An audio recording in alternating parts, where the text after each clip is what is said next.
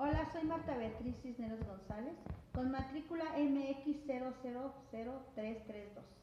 Estoy en la materia de Derecho Procesal Penal con el tema Reforma Constitucional de 2011, en la licenciatura de Derecho y radico en la Ciudad de México.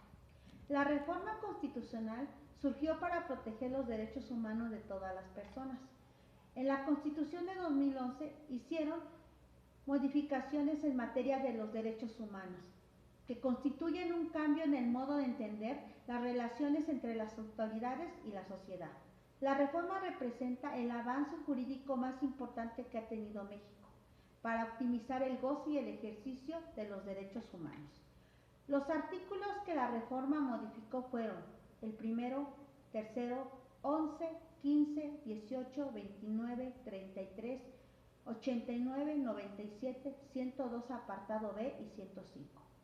Los principales cambios de la reforma son la incorporación de todos los derechos humanos de los tratados internacionales como derechos constitucionales.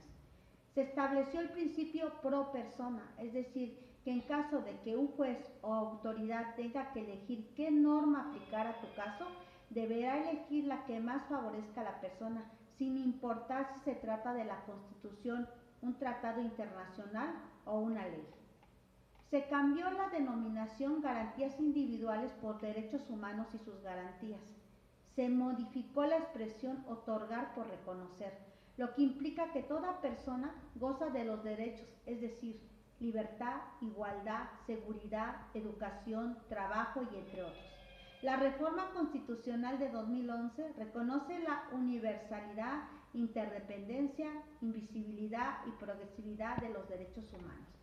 La obligación para todas las autoridades, sin distinción alguna, de cumplir con 4 obligaciones específicas: promover, respetar, proteger y garantizar los derechos humanos. Hay que tener en cuenta que no existe ninguna jerarquía en los derechos humanos. Todos son igualmente importantes, es decir, ninguno vale más o menos que otro. Además, se estableció la obligación de que cuando existe una violación, las autoridades deben investigar, sancionar y reparar dichas violaciones. La Dirección General de la Política Pública de los Derechos Humanos tiene como uno de sus objetivos hacer que la reforma realmente se cumpla a través de la capacitación a servidores o servidoras públicas y a la ciudadanía. Todas las personas tienen derechos humanos por el solo hecho de ser personas.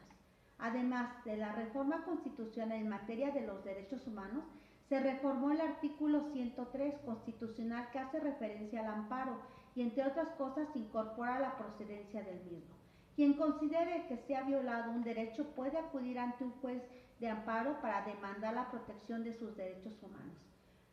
Con la reforma de junio de 2011 y la reforma de abril de 2013, que dieron nacimiento a la nueva ley de amparo, se ha pretendido actualizar el juicio de amparo, donde se busca que sus elementos normativos se equipen a los de los procedimientos de defensa de los derechos fundamentales de la CPUM y de los derechos humanos que existen también en los tratados internacionales aceptados por México.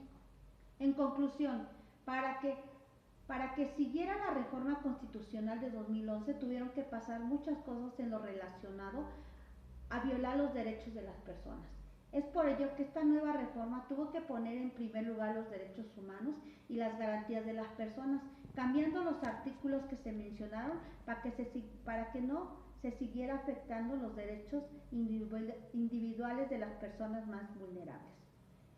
Es una lucha constante en México, ya que todavía se siguen violando dichos derechos. Pero sí, como dije, es una lucha que se seguirá hasta que triunfen los derechos de todas las personas. En lo personal aprendí que no debo permitir que pasen por alto mis derechos humanos y garantías que como persona tengo. Y en lo profesional no permitir que nadie viole los derechos de los demás cuando me toque defender ya sea al imputado o a la víctima. Gracias.